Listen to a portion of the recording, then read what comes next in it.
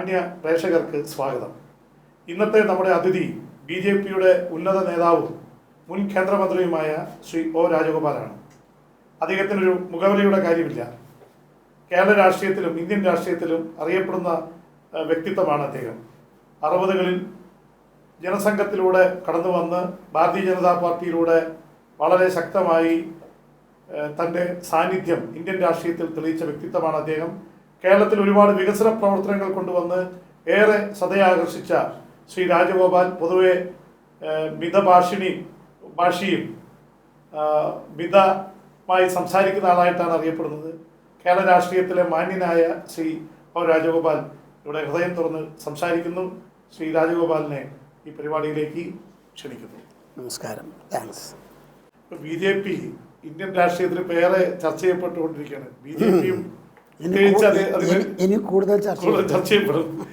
ഇതിന്റെ തലപ്പത്ത് ഇപ്പോൾ പ്രധാനമന്ത്രി സ്ഥാനാർത്ഥിയായിട്ട് അവരോധിക്കപ്പെട്ടിരിക്കുന്ന ശ്രീ നരേന്ദ്രമോദിയും. അതെ. അപ്പൊ അദ്ദേഹത്തിന് അനുകൂലമായും പ്രതികൂലമായും ഒക്കെ ഇന്നത്തെ ഈ ദിവസങ്ങളിൽ പോലും ഒരു കോടതി വിധി അദ്ദേഹത്തിന് അനുകൂലമായിട്ട് വന്നിരിക്കുന്നു. അപ്പോൾ അത് ആശ്വാസമായിരുന്നു. എന്നാൽ അദ്ദേഹത്തിനൊരു സ്ത്രീയെ നിരീക്ഷിച്ചു എന്ന പേരിൽ കേന്ദ്ര സർക്കാർ ഒരു കേസെടുക്കുന്നത് അദ്ദേഹത്തിന് തിരിച്ചടിയായും വ്യാഖ്യാനിക്കപ്പെട്ട് മാധ്യമങ്ങളിൽ വാർത്തകൾ വരുന്നുണ്ട്.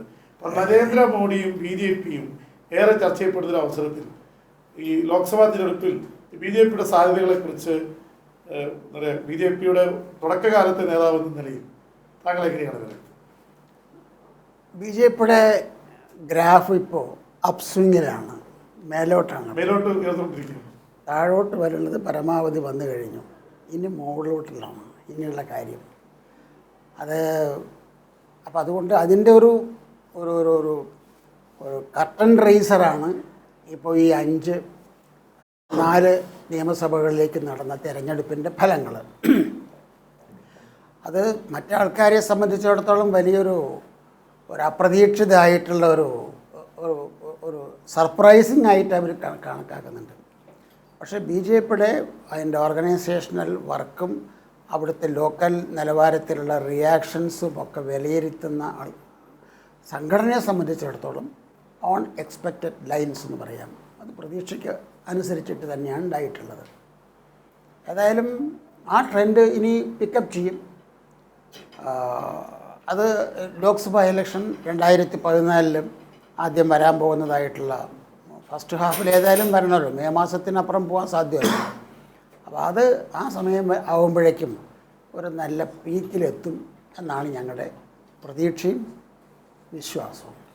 അല്ല, ഈ മറ്റ് സംസ്ഥാനങ്ങളിൽ ഭരിച്ച 2 സംസ്ഥാനങ്ങളും കോൺഗ്രസിൻ്റെ രാജസ്ഥാനും ഒക്കെ പിടിച്ചെടുത്തെങ്കിലും ഡൽഹി പോലെ കോൺഗ്രസിന് വലിയ തോൽവിയുണ്ടായി അവിടെ.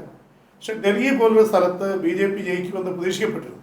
പക്ഷെ അവിടെ ആ പുതിയതായിട്ടുണ്ടായ ആം ആദ്മി പാർട്ടി മുന്നിൽ അവർ നമ്പർ 1 ആയില്ലെങ്കിലും 28 സീറ്റ് പിടിച്ചു. മുഖ്യധാര രാഷ്ട്രീയ കക്ഷികൾക്ക് ഒരു ഭീഷണിയല്ലേ ശരിക്കും? അല്ലെങ്കിൽ അവരിൽ ജനങ്ങൾക്കുള്ള പ്രതീക്ഷ ഡൽഹിയിലെങ്കിലും നഷ്ടപ്പെട്ടു എന്നതിൻ്റെ സൂചന. അതിൽ ഒന്ന് പറയാം, ഡൽഹി ഒരു സ്പെഷ്യൽ കേസാണ്. കാരണം ഡൽഹിയുടെ ഒരു കോസ്മോപൊളിറ്റൻ നേച്ചർ ഉണ്ടല്ലോ അവിടെ.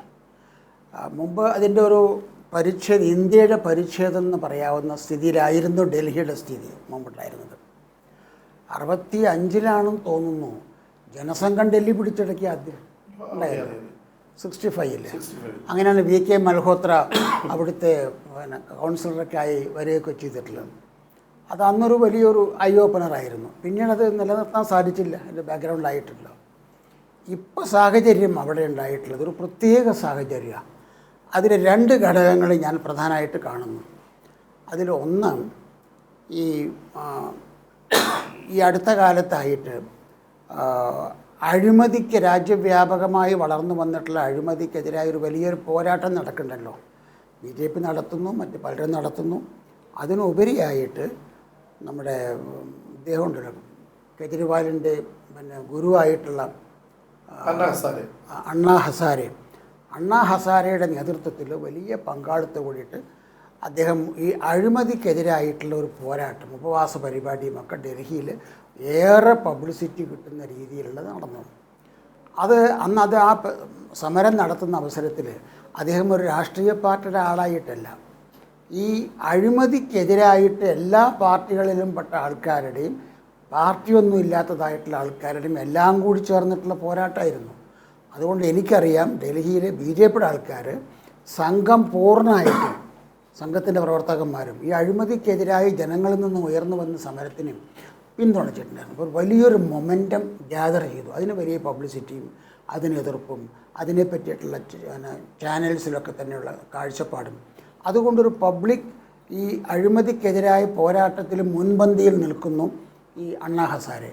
അദ്ദേഹത്തിൻ്റെ ചീഫ് സ്പോക്സ്മാൻ ആയിട്ടുണ്ടായിരുന്നത് ഈ കേജ്രിവാളായിരുന്നു. സെക്രട്ടറി ആയിട്ടും സജീവമായി പ്രവർത്തിക്കുന്ന കാര്യത്തിലൊക്കെ ഉണ്ടായിരുന്നു. ഇത് അതിൻ്റെ തുടർച്ചയാണ് ഇപ്പോൾ ഉണ്ടായിട്ടുള്ളത്. ഒരു വ്യത്യാസമേ ഉള്ളൂ. അന്ന് അണ്ണാ ഹസാരെ പറഞ്ഞു ഇതിൽ രാഷ്ട്രീയം പാടില്ല, രാഷ്ട്രീയ പാർട്ടിയെ മാറാൻ പാടില്ല, ഇത് എല്ലാ അഴിമതിക്ക് എതിരായിട്ടുള്ള എല്ലാവരുടെയും കൂടിയിട്ടുള്ള വേദിയാണെന്നുള്ള ധാരണയായിരുന്നു. ഇതിനെ രാഷ്ട്രീയ മുതലെടുപ്പിന് വേണ്ടി ഒരു പാർട്ടിയാക്കി മാറ്റി. അതിന് അണ്ണാ ഹസാരെ അതിനെ തിരസ്കരിച്ചു. അപ്പോൾ ഗുരുത്വക്കേടും കൊണ്ടാണ് തുടങ്ങിയിട്ടുള്ളത്. ഗുരു പറഞ്ഞതിന് നേരെ വിരുദ്ധമായിട്ടുള്ളത്.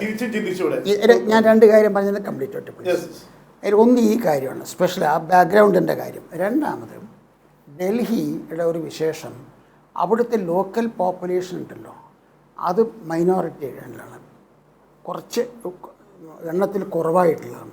ബാക്കി മുഴുവൻ ക്യാപിറ്റലായതുകൊണ്ട് രാജ്യത്തിൻ്റെ എല്ലാ ഭാഗത്തു നിന്നും ആൾക്കാർ കുറേശ്ശെ വന്നിട്ടുണ്ട്. അതിൻ്റെയാണ് അതിൻ്റെ ഒരു കോൺസ്റ്റിറ്റ്യുവൻസ്, അതിൻ്റെ സ്വഭാവമുള്ളത്.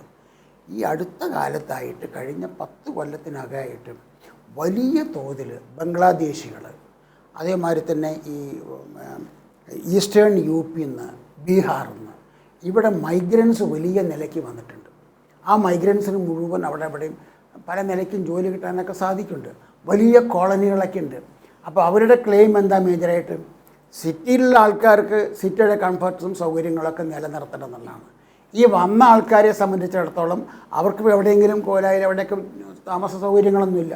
ഇവർക്ക് മുഴുവൻ താമസിക്കാനുള്ള ഓതറൈസ് ചെയ്യാം, ഓതറൈസ്ഡ് കോളനിയാക്കി കൊടുക്കാം എന്നുള്ള വാഗ്ദാനം അവർ സ്വാഭാവികമായിട്ടും ആകർഷിക്കുന്നൊരു കാര്യമാണ്. അവർക്ക് രാജ്യത്തിൻ്റെ വിശാല താല്പര്യത്തിനോടുള്ള കമ്മിറ്റ്മെൻ്റ് അല്ല. അവർക്ക് ഈ വന്നിട്ടുള്ള മൈഗ്രൻസ് ബംഗ്ലാദേശികളും മറ്റും വലിയ തോതിൽ വന്നിട്ടുണ്ട്. അവർക്ക് അവിടെ സ്ഥലം ഉറക്കാൻ വേണ്ടി കിട്ടും, അത് ഉറപ്പ് വരുത്തുന്നു. ഈ രണ്ട് ഘടകങ്ങൾ ഡൽഹി ഇലക്ഷൻ മറ്റ് സംസ്ഥാനങ്ങളെ അപേക്ഷിച്ചിട്ടും തികച്ചും വ്യതിരിക്തമാണ്. എന്നിട്ട് തന്നെ ഈ വെല്ലുവിളിയും മാത്രമല്ല ഇതിനെ വലിയ നിലയ്ക്ക് കോൺഗ്രസ് പ്രോത്സാഹിപ്പിച്ചിട്ടുണ്ടായിരുന്നു. കോൺഗ്രസിൻ്റെ കണക്ക് കൂട്ടിൽ കോൺഗ്രസിൻ്റെ വോട്ട് കോൺഗ്രസിന് കിട്ടും, അധികാരത്തിൽ അതാണ് കോൺഗ്രസിന് അവരുടെ വോട്ട് കിട്ടും. ആൻറ്റി കോൺഗ്രസ് വോട്ടാണല്ലോ പ്രതിപക്ഷത്തിൻ്റെ മുതൽ. ആൻറ്റി കോൺഗ്രസ് വോട്ട് ഭിന്നിക്കും. അതുകൊണ്ട് ഞങ്ങൾക്ക് തീർച്ചയായിട്ടും അധികാരത്തിൽ വരാൻ സാധിക്കും, തുടരാൻ സാധിക്കും എന്നതായിരുന്നു കോൺഗ്രസിൻ്റെ കണക്ക് കൂട്ടൽ. ആ കണക്ക് കൂട്ടൽ അമ്പേ പൊളിഞ്ഞു. ഞങ്ങളുടെ തീവ്രമായ പ്രവർത്തനത്തിൻ്റെ ഫലമായിട്ട് BJPയുടെ ശക്തിയും അവരുടെ ഹോൾഡും അത് നിലനിർത്താൻ വേണ്ടി സാധിച്ചു. ഈ ഒരു ഘടകം കോൺഗ്രസിൻ്റെ പിന്നീട് വരുന്ന അവസരത്തിൽ കോൺഗ്രസിൻ്റെ B ടീമാണ് കോൺഗ്രസിൻ്റെ പ്രോത്സാഹനത്തോടു കൂടിയിട്ടാണ് പ്രവർത്തിക്കുന്നത്, കോൺഗ്രസിൻ്റെ ബാക്കിംഗ് ഉണ്ട് എന്ന നിലയ്ക്കാണ് അവിടെ അറിയപ്പെട്ടിരുന്നത്. അല്ല, ഇപ്പോഴത്തെ അവസ്ഥയിൽ ഇപ്പോൾ കോൺഗ്രസ് തന്നെ അരവിന്ദ് കെജ്രിവാളിനെ സപ്പോർട്ട് ചെയ്യാണ്. അണ്ണാ ഹസാരെ പറഞ്ഞത് ഇത്തവണ മുഖ്യമന്ത്രി സ്ഥാനം ഏറ്റെടുക്കേണ്ട, അദ്ദേഹത്തിന് എന്തെങ്കിലും ഡൽഹിയിലെ മുഖ്യമന്ത്രി ആവാൻ ഇത്തവണ അധികാരത്തിൽ നിന്ന് ഒരു രാഷ്ട്രീയ പാർട്ടിയായിട്ട് കൂടരുതെന്നാണ്. പക്ഷെ കെജ്രിവാൾ സ്വീകരിച്ചിരിക്കുന്നു. അതാണോ ഇങ്ങനൊരു ആക്ഷേപം ഉന്നയിക്കാനുള്ള ഒരു പ്രധാന കാരണം? നേരത്തെ പറഞ്ഞല്ലോ ആ ഗുരുത്തക്കേട്. ഗുരു പറഞ്ഞു രാഷ്ട്രീയ കക്ഷിയാവരുത്, ജനങ്ങൾക്ക് മുഴുവനുള്ള ആകാംക്ഷയും താല്പര്യമാണ്. അത് അധികാരത്തിൽ കയറാൻ വേണ്ടിയിട്ടുള്ള രാഷ്ട്രീയ പാർട്ടി എന്നുള്ള നിലയ്ക്കാവുമ്പോൾ അതിൻ്റെ സ്വഭാവമൊക്കെ വരും, അതിൻ്റെ പരിമിതികളുണ്ട്, അതിൻ്റെ ലിമിറ്റേഷൻസൊക്കെ വരും. അതിന് പോകരുത് എന്ന് ഗുരുവിൻ്റെ വ്യക്തമായ മാർഗനിർദ്ദേശത്തിനെ തിരസ്കരിച്ചുകൊണ്ടാണ് ഈ ഗുരുത്തക്കേട് കാണിച്ചിട്ടാണ് വന്നിട്ടുള്ളത്. പിന്നെ ഇപ്പം പറഞ്ഞ മുഖ്യമന്ത്രി ആവണ്ട, അതും സ്വീകരിക്കാൻ തയ്യാറില്ല.